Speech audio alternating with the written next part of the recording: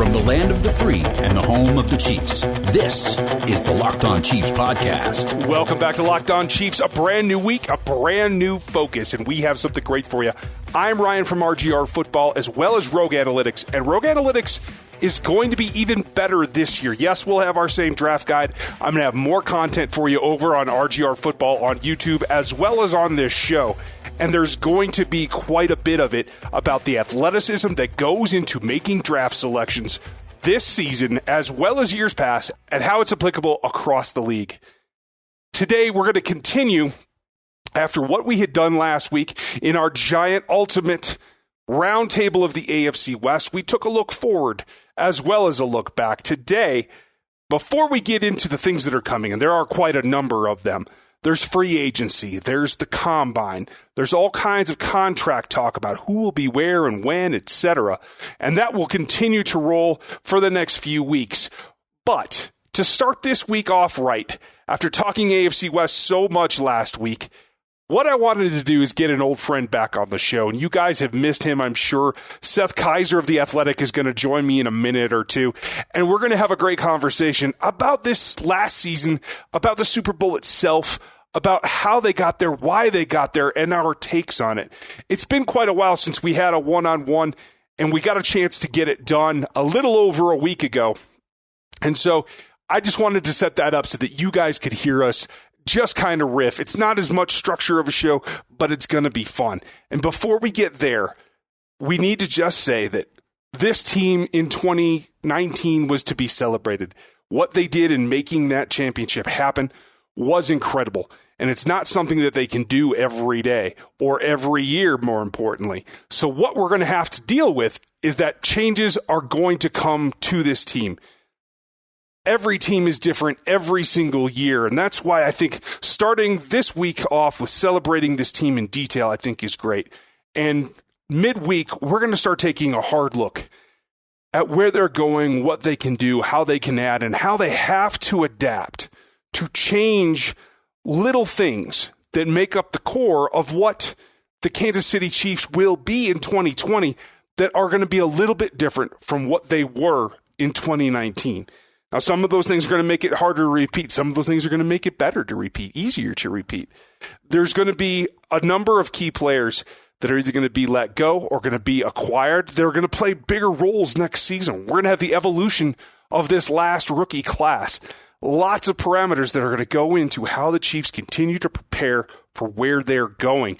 And that's going to start midweek. Today, we are celebrating all the details that set up what those requirements, what those possibilities have to be. And that is looking back at this particular Super Bowl, this championship run in this season with our old friend Seth Keysor from The Athletic. Here we go. And this is the first time in a post-Super Bowl championship world that we got to talk to Seth Keysor of The Athletic. How are you, man? Man, I don't know if you know this, but the Chiefs won the Super Bowl, Ryan. Oh, really? Man, it is. We live in a world that the Chiefs are world champions.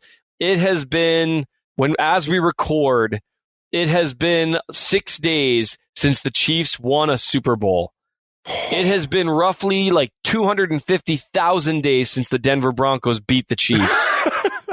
I may have not done the math correctly there. We're going to give you a little rounding. That's fine. Yeah. There's a slight rounding error. But, man, life is so good. It's so much fun. I'm in the middle of just kind of rewatching the game over and over, trying to look at the various things different players did to help them win. And it's so much fun. I'm curious. I wanted to ask you a question. How many times have you rewatched the fourth quarter? The fourth quarter alone, twice now. I have not watched the whole game, and that is on my list of things to do. It's just been so much about, honestly, there was some solid, don't break the damn play from the defense in the first three quarters, but I'm not sure what I missed with the offense, right?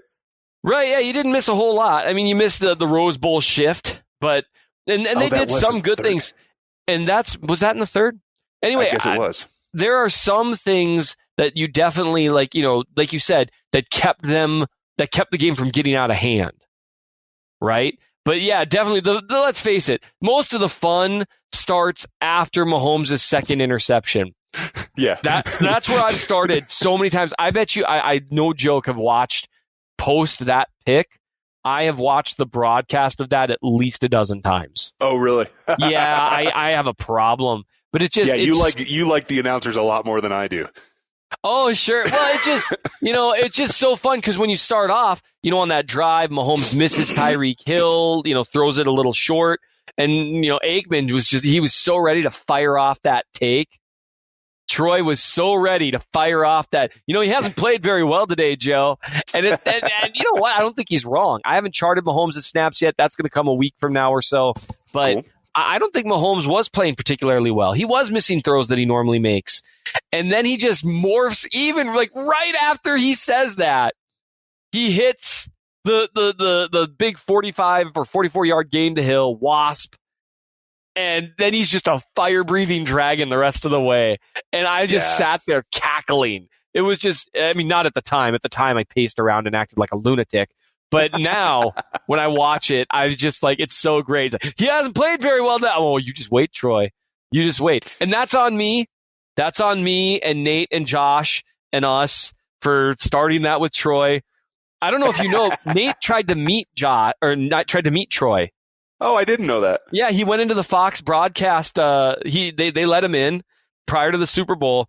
He went up to the broadcast booth. And Joe Buck was there, but Troy wasn't. So he introduced himself to the executives that were up there. He's like, hey, look, I'm Nate Taylor. I'm on Times Ours. But like, wait, you're Nate. You work with that Josh guy that said that during the middle of the season. and they thought it was hilarious. And he's like, yeah, I was going to shake his hand and say, hi, I'm Josh Briscoe. And just like for a fun thing. And they let him just hang out. So he just sat there and hung out with Joe Buck for a while. But they finally had to get going after like a little while because, Troy was still on the field. So we were this close to having like an iconic Chiefs coverage moment. So anyway, that's our bad that Troy was so ready to throw Mahomes under the bus. Yeah, I think that's a lesson for broadcasters in general. And I think Romo's already learned this. Yes. I think he learned it rather quickly. Let's not talk about generalities of a game until the thing's over. There's just no reason to do that. Yeah, absolutely. Yeah, you can always say, that wasn't a good throw. But I would just wait. And to be fair, I think Troy gave him credit where it was due down the stretch, where he's like, man, that was an incredible play. That was whatever. But yeah, it is. You got to avoid those generalities. I'll say that more so than even the game itself. I have watched like NFL Films has released. They've got like the 40-minute mic'd up thing. Yep. They've got the turning point. They've got then they've got the turning point, the wasp play, and then the deep route to Watkins, which I'm going to use their stuff in the article I'm writing about Watkins. Yeah. It's so much good content. This is like almost the best part of your team winning the Super Bowl is NFL Films is just churning out thing after thing. And it's just so much fun because they had guys mic'd up. And it's so fun seeing Kyle Shanahan after Mahomes sprints around the right edge for a first down and see Kyle Shanahan goes, bleep, he's so bleeping good at that. Yeah, when Kittle's going, that was sick. One just random takeaway, and we've got so many things to talk about with the Super Bowl. The NFL film thing, I like George Kittle. Uh-huh. I really do. He seems like a good dude. And like even some of the stuff, like because Frank Clark is just obviously talking nonstop, and I love that about Clark. But like even when Clark like chucks him to the ground a couple times, which he did, by the way, like Kittle versus Clark was a fun matchup. But like he's like saying stuff to him, you can't block me, and Kittle's spots, well, make the play. And I'm like, hey, nice. My favorite part was when Kittle's complaining to the ref. He's like, did you tell him that I'm a nice guy? Yeah. No, Kittle, I like him. He seems like a good dude. But yeah, it's so great, man. There's so much to take from that Super Bowl. So many massive lessons, the first thing was just how incredible a moment it was. It's just, I've watched YouTube reaction videos. I've watched my family's reaction video. Yeah. It was the first thing that I wrote after the Super Bowl was kind of what it was like. I watched it with my whole family. And I posted like a 40-second clip because my wife, I saw that. Yeah. And my wife knew what, that I might want to see it. And I still have on my phone a reaction from last year. Oh, really? Yeah. Where, it's like, it's a pick. Wait, there's a flag. And which I've kept on there. I don't know why. Well, honestly, for prosperity, right? Like compare them now.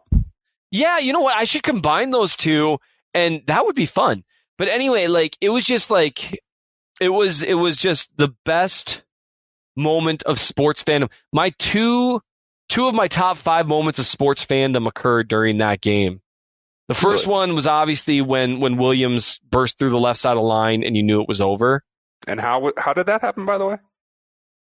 I don't know. I think they did a quick toss, but I can't. There's a block from a guy that wears 42. I'm just saying. Oh, yeah, Sherman! He threw a linebacker into another linebacker. I keep meaning to make a clip of that play. That was a beast-level block. That was so great.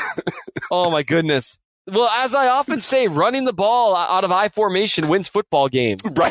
I was just going to quote you. Yeah, as I often say. But I mean, that was obviously the best moment, I think, of fanhood that I've had. Although, I mean, it's so interesting when you compare it afterwards. Like, being at the being at the playoff game where fans were chanting Eric Berry's name, and like even things that ended badly, those are still such great moments. But the second best moment, I think, of that game, and I know this might sound insane, but when they had the national anthem, and I turned the volume way up. Yep. And as you got to the end, it's in the home of the Chiefs. That was, I mean, goosebumps, man. So I had 40 people in my house. Oh, my goodness. And my wife was clearly supporting Chiefs. Everybody else was pretty much neutral. I had a couple of Packer fans, no Niner fans. A lot of, obviously, where we live, our friends and neighbors, a lot of Broncos fans, right? And so I paused it just after the line before, right? I can't remember what the stanza is before, but I paused it. And I turned it up. And I made everybody shut up. I literally stood up in my living room like, everybody stop.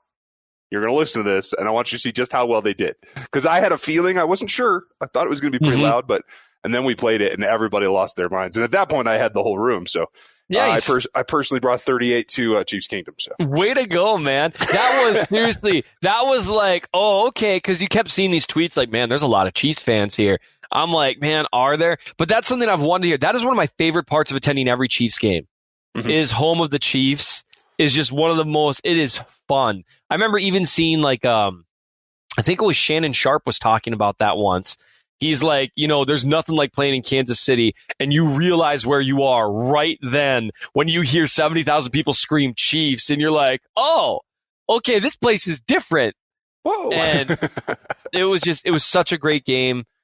And I hate to admit this, but my wife was right that it being a close game, it did make it all the sweeter at the end. More stressful, though. Yeah, right? Well, yin and yang, a little bit of both. Oh. Man, and I want to talk about specifically about the game, who stood out, and where we're going from there. So we'll take a break. We'll come back and get into the specifics. So I think I know you started with Jones, right, in your post-game review? I did, yep. The first thing that I wrote about was Mahomes taking his worst game of his career, and I think it was. Yeah. And turning that into at least healthy, right? Because he's probably played worse against the Colts, but I mean, he's on one leg. Yeah, that's fair. But I mean, he was struggling, and then he turned that into proving he's the best player in the world. And I juxtaposed that with the joy of watching it from my home. And so that wasn't really an analysis piece. But yeah, I started with Chris Jones because I think low key, I think he was just as important to the comeback as Pat Mahomes was. I think he was pretty important. Although I will say I feel like it was more of a defensive surge as a unit because I think Frank had a lot to do with it as well. Yeah. But he certainly stood out. I mean, just the turning point for me, obviously Wasp, and I've been obsessed with Wasp just because we have so much detail about it. We'll talk about that in another segment or two. We'll do Mahomes and Wasp next time, folks, in the next segment. But the thing for me was just that series that Jones just stepped out.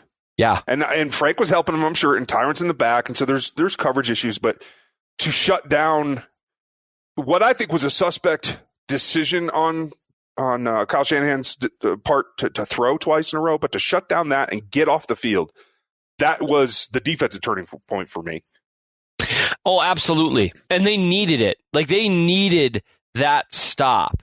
And so, I mean, there's just no other way of saying it. I mean, when the first time when you've got Mahomes throwing that pick, that game was ready to be over, right? Like, I mean, that was it. Like, they were just a couple of first downs away, honestly. Well, the Niners sideline was losing it because they thought they had it in the bag. Right. It was just, I mean, so to talk about Jones a ton, I actually want to start a little bit earlier. Because had Jones not helped pressure Garoppolo into a pick earlier in the game, you likely have a very, very different look, a very, very different game, right? And so that's alone, it might have been way out of hand at that point, okay? And so that alone does that. But like with Jones, like you said, he just showed out and just suddenly started batting down every single throw in sight. And like that's 2nd and 5. And this is where it kind of becomes where it becomes a pretty big deal, right? Where you talk about like the decision of Shanahan. They get 5 yards on that first drive, and then on that first one, and then the second play, they're looking to throw, which I very much understand. Why people have kind of gone after him on that. Oh, but the plays that he called, I think were good plays. Does that make sense? So I was curious because I like your point of view on this kind of stuff. What's your perspective on the decision? Well, 2nd and 5, that was in the next drive. My apologies. Right? After the second pick, they ran the ball and it was stuffed on first down, right? Right. And so then you had Jones, which was Jones once again. Jones and was it Sorensen? Was it your guy, Dirty Dan? I think it was. And people have started to call him my guy, and we're pals now. So I'm sorry. Forgive me. I've got the wrong drive, of course. So let's back up one drive after the pick, because this is how huge Jones was, though. He had 2 drives in a row where he was just massive. And so you have on 2nd and 9, there was a massive hit put on Garoppolo by Hitchens. And one thing, if you don't really notice, is that Jones is the reason Hitchens just sprints through the line unblocked. Yeah. Because occupying blockers shifted that over to the left, right? Right, yeah, because Kittle was coming across the formation, and he was going to help in pass pro. And the thing is, he instantly locks onto Jones because Jones just shucks the guard aside and is unblocked. So Kittle doesn't even look at Hitchens, doesn't even notice a delayed blitz coming. He goes straight to Jones, and Hitchens laid a smack on Garoppolo. Garoppolo got hit huge twice down the stretch there. Yeah. And he showed up in that, and that led, I think you had the 3rd and 14, and they get the ball back. But then even the ensuing drive, because it's easy to forget this at this point. You know, you have Mahomes' heroics, right? You have Wasp, you have all that stuff. But then the drive after, the Chiefs were still losing. Right.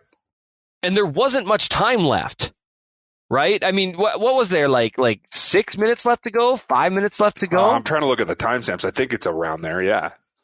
Right. And so it's just crazy. So then you've got the first run of that drive now. So now we're in, it's 2017, and really the Niners are like 2 first downs away from making a comeback incredibly tough, right? Yep. And so, they run for 5 yards, which, by the way, now this guy's actually your guy. Derek Nottie made a man-sized play on first down there. Yes, he did. Because Mostert was getting a first down. Yeah, if he was determined. Yeah, if Nottie doesn't get up, because, there was a huge hole there. Nottie gets knocked to the ground initially or falls. I can't remember which. Then he gets up and he manages to get a shoulder into him.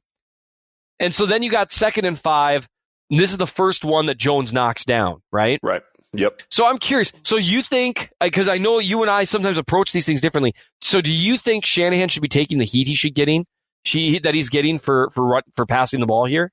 I think the heat's a little overblown, but I personally disagreed with it not because they've been so successful. I mean, the Chiefs are giving you a look where it's going to be difficult to run a second time on second down. If you watch pre-snap, right? Yeah, I can understand why he went away from it. I personally would not have, because at the end of the day, you have a lot of creativity. We've seen them do some of those pivot blocks out of the fullback look. Like, there are things they could have done, and I just feel like Jimmy Garoppolo's not good enough to put your team on his shoulders when you still have options that have been very successful for you running the ball. Now, if it's third down and 5, if you do that and you get stuffed, okay, fine. I have no problem with that. But on second, when you have 5 yards to go, I think that team is built more to run than to let Garoppolo throw.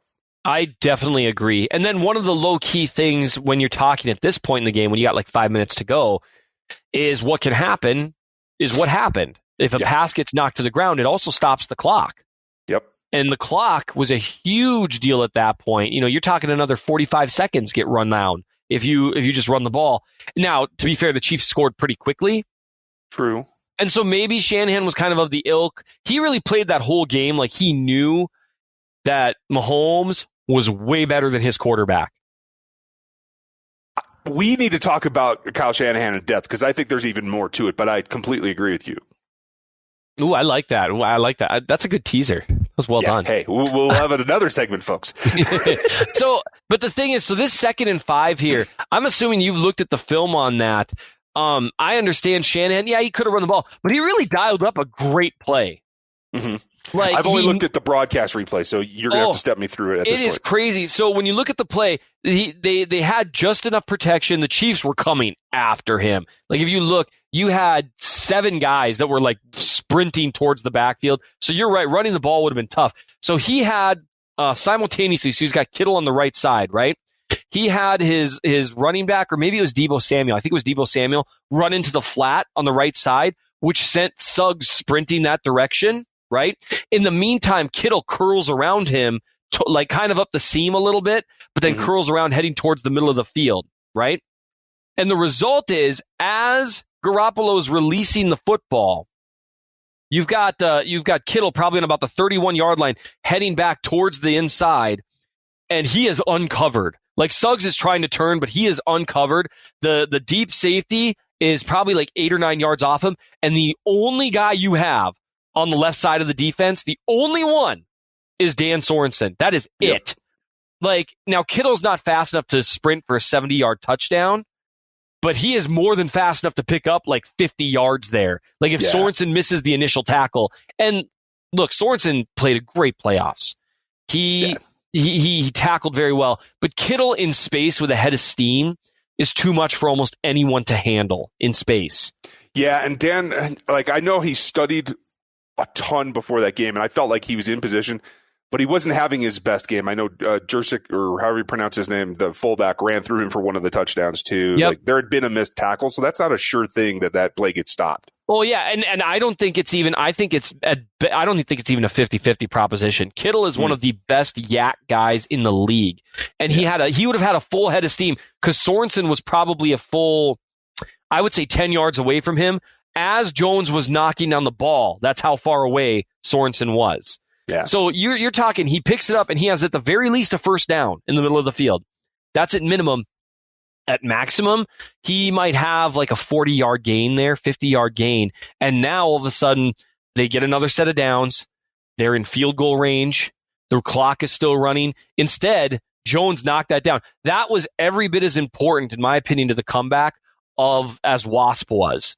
Because if that ball doesn't get knocked down, I think the Niners win. It's 7 the other way, yeah. I mean, whether it's that play to Kittle or something else, they're on a roll at that point, and they're eating clock. Right, and then that allowed them to have... That wasn't important, right? Oh, yeah. The time of possession isn't important. The clock, when you're talking 5 to 8 minutes left in the game, the clock can be extremely important. And so... the interesting thing is it also forced them into 3rd and 5, an obvious passing down. Mm-hmm. And then Spagnuolo just went after him, right? And that was kind of an interesting call, seeing Spagnuolo just like, you know what, we're going to blitz the crap out of this guy, and we're just going to go for it. And it got there. Neiman laid a smack on Garoppolo as well. That honestly, if it weren't the Super Bowl, they could have maybe called, a little helmet-to-helmet action there. Possibly, but the shoulder was low enough that I think initial contact was below the helmet. I know the face mask picture looks terrible because it's kind of like bending his mask and all that. But face up, shoulder contact first, that was going to be a rough call. I'd been screaming if it had gone the other way. I'll put it that way. Oh, I would have freaked out too. I think the officials, generally speaking, did a pretty good job trying to not insert themselves into the game. Yeah, I agree. Like, it was nice not to see them. Right. Yeah. Well, and any 49ers fans who happen to be listening, if you want me to send you some screenshots of Sherman grabbing and holding Tryeek Hill all the way down the field, I totally can, if you'd like. I'm here for you. So it went both ways. But yeah, so anyway, Jones did that. And then on the ensuing possession after the Chiefs went up, he knocked down a couple more passes.